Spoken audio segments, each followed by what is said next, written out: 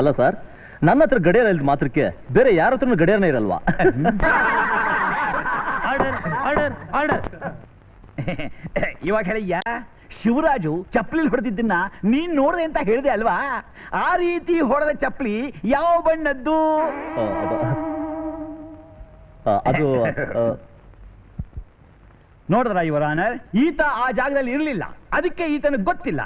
ಈ ಕಾರಣದಿಂದ ನಾನು ಹೇಳೋದೇನಂತಂದ್ರೆ, ನನ್ನ ಕಕ್ಷಿದಾರ ಶಿವರಾಜ್ ಅನ್ನೋರು ಈ ನಟರಾಜ್ ಮೇಲೆ ಹಲ್ಲೆ ಮಾಡಿಲ್ಲ ಅನ್ನೋದು ಇದರಿಂದ ಸ್ಪಷ್ಟವಾಗಿ ರುಜುವಾತಾಗಿದೆ ಯುವರ್ ಆನರ್. ಇದಕ್ಕೆ ನೀವೇನ್ ಹೇಳ್ತೀರಾ? ಯುವರ್ ಆನರ್, ದಯವಿಟ್ಟು ತಾವು ಅನುಮತಿ ಕೊಟ್ರೆ ನಮ್ಮ ವಕೀಲ್ ಸಾಹೇಬ್ರನ್ನ ಒಂದು ಚಿಕ್ಕ ಪ್ರಶ್ನೆ ಕೇಳಬೇಕು ಅಂತಿದ್ದೀನಿ. ಗ್ರಾಂಟೆಡ್. Thank you sir.